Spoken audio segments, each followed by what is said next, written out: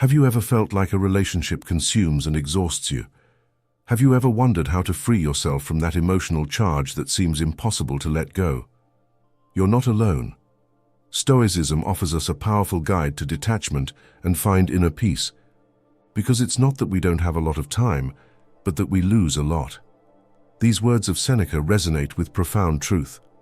Life is too precious to waste it on relationships that drain us. But how can we apply Stoic philosophy to emotionally detach ourselves from someone? Imagine living serenely, without letting emotional storms wash you away. Stoicism teaches us to focus on what we can control and to accept what we cannot change. By understanding and applying these principles, we can free ourselves from toxicity and regain our inner peace. Today I'm going to show you how to stay away from those people who aren't worth it, but you'll do it in a way that when you leave, you will be missed. But by that point you will have healed, and you will have a different perspective, one in which you do value your peace of mind and healing solitude. You will appreciate the good people and stay away from the bad. That's what you'll learn today. I don't promise you more, far from that. Today you will learn to detach yourself from a person, and you will succeed in the attempt as long as you follow all the instructions. Well, now without further ado, start. Strategy number 1. Identify why you need to disconnect. To start off on the right foot, we must understand that emotional detachment is an introspective journey that requires courage and determination. It becomes a fundamental pillar for psychological well-being. The crucial first step is to understand the deep reasons that drive you to seek emotional distance. These reasons, which must be genuine and solid, will be the compass that guides you in moments of doubt. It is critical to recognize that, as human beings, we are prone to frailty. We may be tempted to revert to old patterns out of inertia or apparent displays of kindness. For example, abusive relationships. In relationships where abuse is the norm, moments of apparent kindness may arise from the aggressor.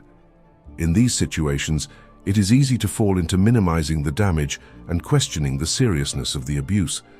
However, it is crucial to remember that these moments do not erase the wounds inflicted. The abuser, sensing your attempt at emotional distancing, may intensify his efforts to win you back. However, this behavior does not respond to genuine love, but to the desire to maintain control and manipulation. During detachment, it's vital to keep the reason for your decision in mind. It recalls every conflict, every episode of drama, and every act of toxicity. Reflect on how these negative experiences have affected you, transforming you into someone you don't recognize or appreciate. This constant reminder will act as a shield against the temptation to relapse into harmful patterns.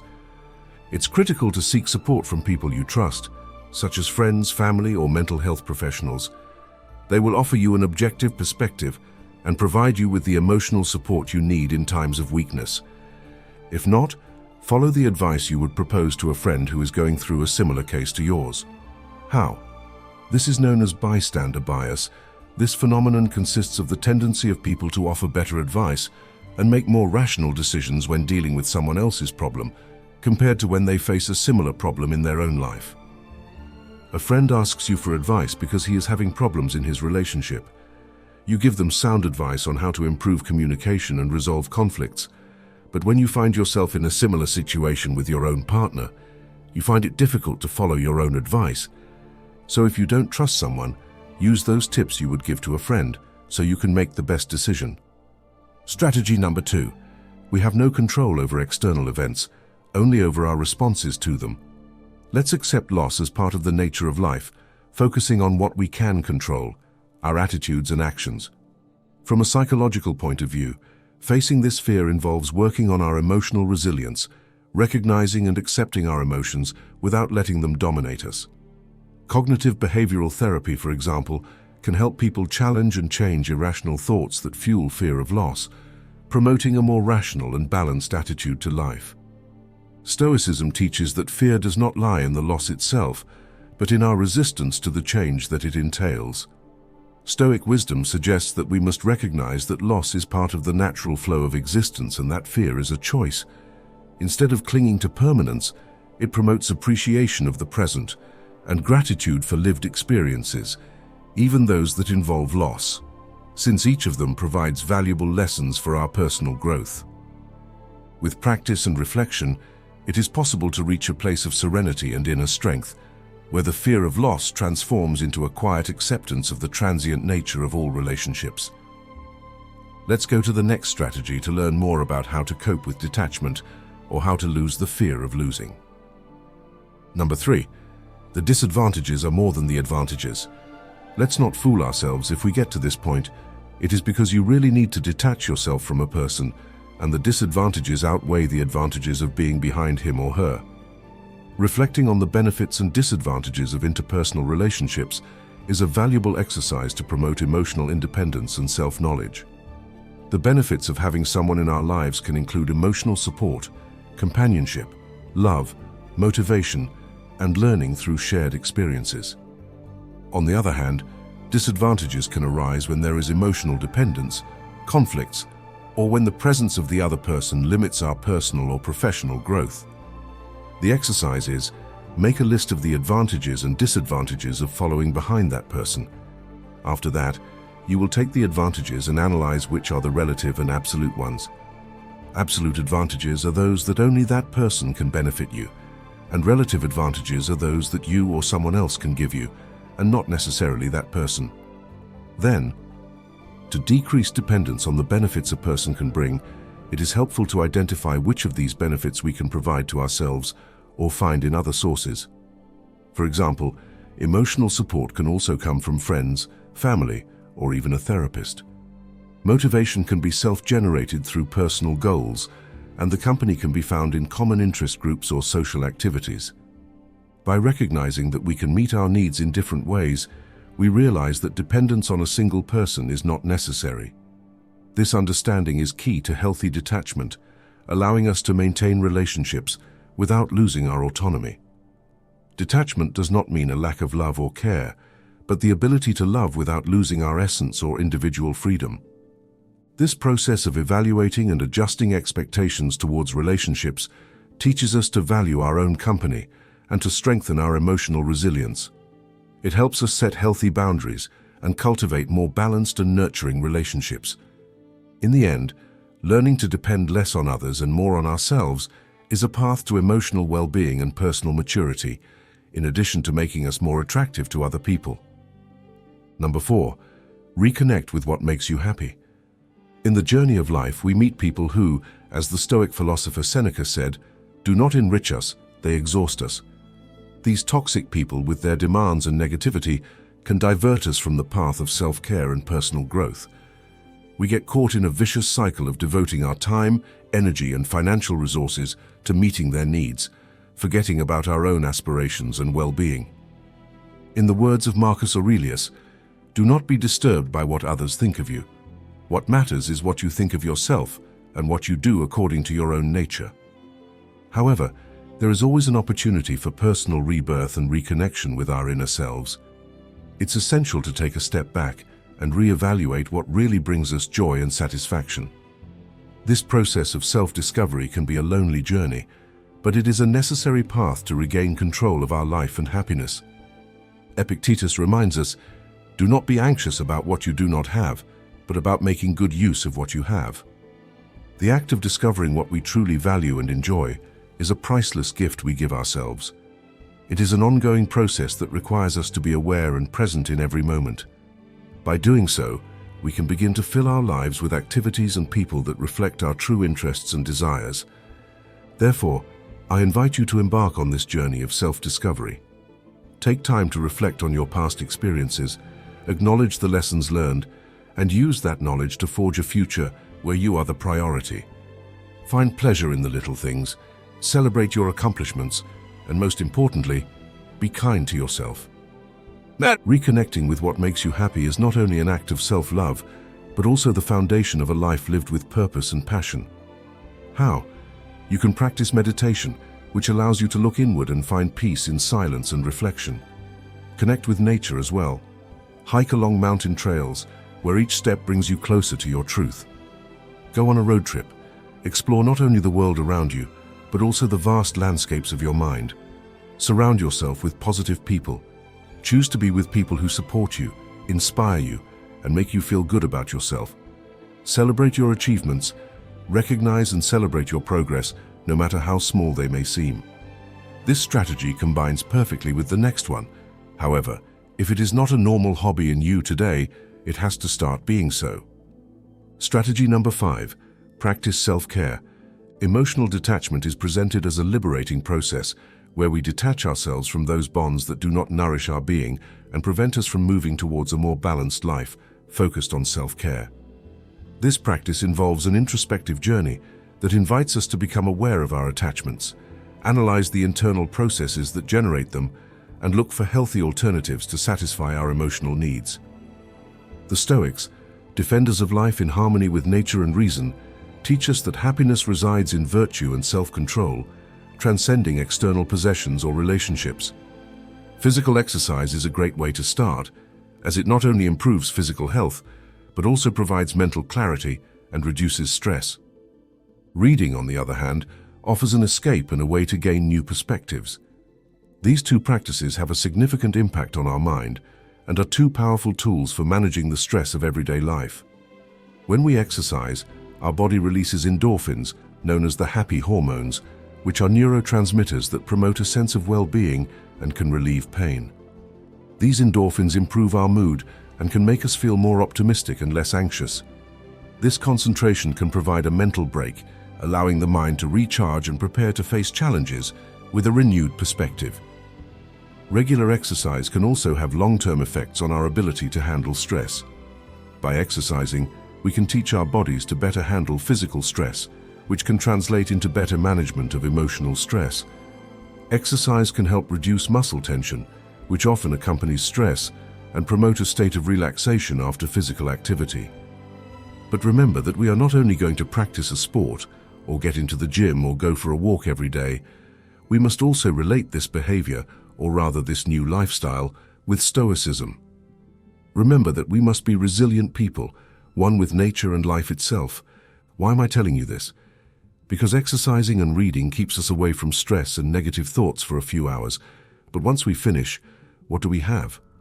That is why with Stoicism we learn to stay and make our daily bread, that happiness that makes us feel exercising, but without doing it. Strategy number 6, be patient. Patience with oneself is critical in the process of untangling the complex threads of our lives. As the philosopher Friedrich Nietzsche said, patience is not simply the ability to wait, it is how we behave while waiting. This patient behavior is essential when we are faced with the task of disassociating ourselves from those who have left a negative mark on our existences. It is not a process that is completed quickly. It requires a constant commitment to self-compassion and kindness. It's crucial not to beat yourself up for occasional setbacks. Allowing yourself to fall is human, and even more so when it comes to distancing yourself from toxic relationships that have been deeply ingrained in our lives. Instead of self-criticism, it is preferable to channel our emotions into self-protection, self-care, and self-awareness. These acts of self-love are the foundation upon which we can build a fuller, more fulfilling life. Self-love drives us to seek the best for ourselves, and it is this desire that guides us towards forming stronger and more meaningful relationships. By cultivating healthy connections, we create an environment that supports our personal growth and takes us away from those who harm us. These new relationships act as a balm, healing the wounds of the past and allowing us to move forward towards a brighter future. On this journey, it's important to remember that every step, no matter how small, is progress. Every act of kindness toward oneself is a victory, and with each passing day, by choosing self-pity over self-criticism, we get a little closer to the life we deserve and desire. Patience is therefore not only a virtue, but a powerful tool that allows us to weave a new narrative for our lives, one in which we are the authors of our happiness and well-being. Strategy number 7, love them from afar.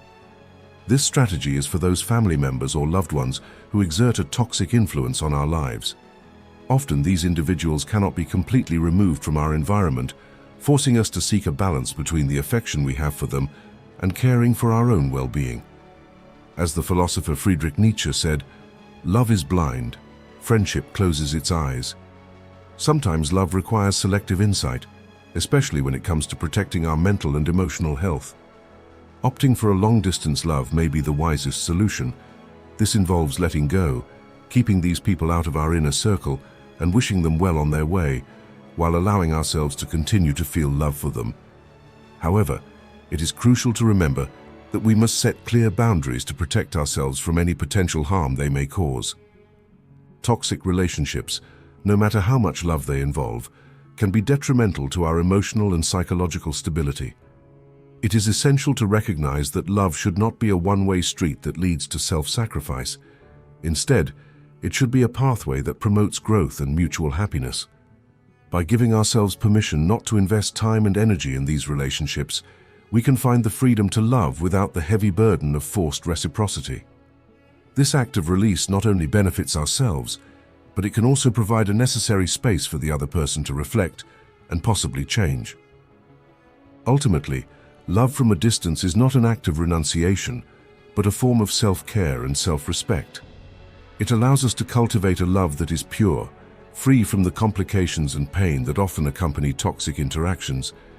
It is a recognition that while we cannot change others, we do have the power to change the nature of our relationship with them. Strategy number 8. Healthy support. Healthy support is a fundamental pillar in the process of recovery and personal growth. It's essential to surround yourself with positive influences and people who offer a listening ear and a shoulder to lean on. In times of adversity, such as a breakup, human nature instinctively seeks to replace lost ties with new attachments. These alternative attachments should be healthy and constructive, either through spirit-enriching activities or people who bring comfort and understanding. It is in these moments when the support of friends and family becomes invaluable, providing the necessary encouragement to move forward. As the philosopher Thales of Miletus put it, "The most difficult thing is to know ourselves. The easiest is to speak ill of others." This reflection invites us to look inward and recognize the importance of self-evaluation and self-support, key elements for authentic and lasting recovery. Support should not only be sought externally, we must also cultivate the ability to support ourselves, strengthening our resilience and autonomy. The search for healthy support is therefore a two-way path that involves both the acceptance of external help and the development of internal strength. On this journey, each step we take toward rebuilding our attachments and building meaningful relationships brings us closer to a fuller, more fulfilled version of ourselves. Strategy number 9. Barriers and zero contact. Cutting off contact is an effective strategy to facilitate this process, especially when it comes to disassociating from someone who does not reciprocate our feelings. This tactic involves deleting or blocking the phone number and avoiding social media, which can help reduce the temptation to seek contact and thus facilitate emotional healing. Psychology suggests that by cutting off contact, a necessary distance is created that allows the person to focus on their own well-being, rather than persevering in a one-sided bond that can perpetuate pain and frustration. This space can be crucial to begin to dismantle the emotional structures that bind us to the other person, and to begin to build a life in which our happiness does not depend on the presence or approval of someone else. In addition, emotional detachment is not only about physically withdrawing or cutting off communication, but also about an internal change, where it is recognized and accepted that happiness and fulfillment come from within us and not from external factors. In this sense, the Stoic philosophers offer a valuable perspective. Marcus Aurelius, for example, teaches us that the happiness of your life depends on the quality of your thoughts, which resonates with the idea that we should find serenity and satisfaction in our own perceptions and judgments, rather than seeking it in the actions or feelings of others toward us. Following this line of thought, emotional detachment becomes an act of strength and self-control, where the ability to govern our own emotions and desires is exercised. It is a path to personal freedom, where you learn to value and be grateful for what you have, instead of suffering for what you lack or for what you cannot control.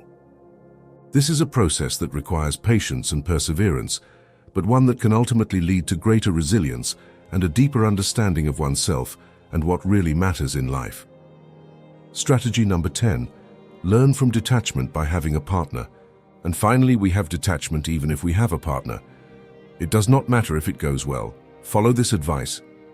Detachment in a relationship does not imply a lack of love or interest, but rather the understanding that individuality and personal freedom are fundamental for mutual growth. As the philosopher Khalil Gibran put it, let there be space in your union. This means that even if you're in a relationship, it's essential that you both maintain your own lives, interests, and friendships. The life of each one must be full and satisfying in itself, so that the presence of the other is a complement, not a necessity. It is important that each person is the protagonist of their own story, not a mere satellite of their partner. This is achieved by establishing independent physical and mental spaces. Physical spaces refer to places or activities that you enjoy on your own, without the company of your partner. On the other hand, mental spaces are those thoughts, dreams, and personal projects that you cultivate and that define you as an individual. By encouraging this independence, you avoid falling into emotional dependence, where happiness seems to depend exclusively on the other person.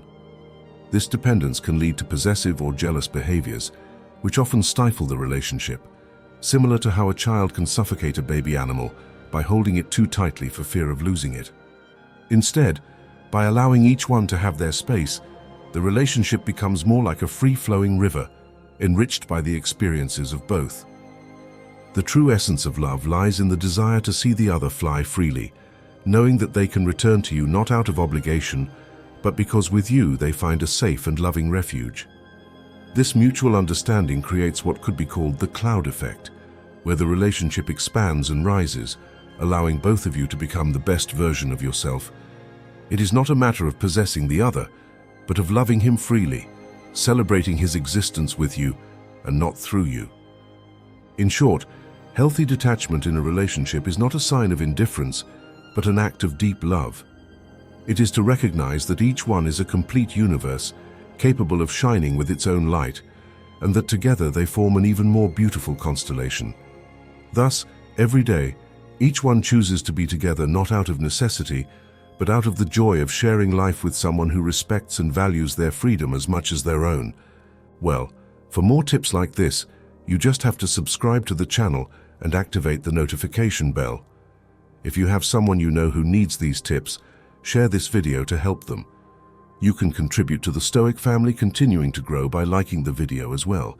That's all for today. See you in the next Stoic intervention.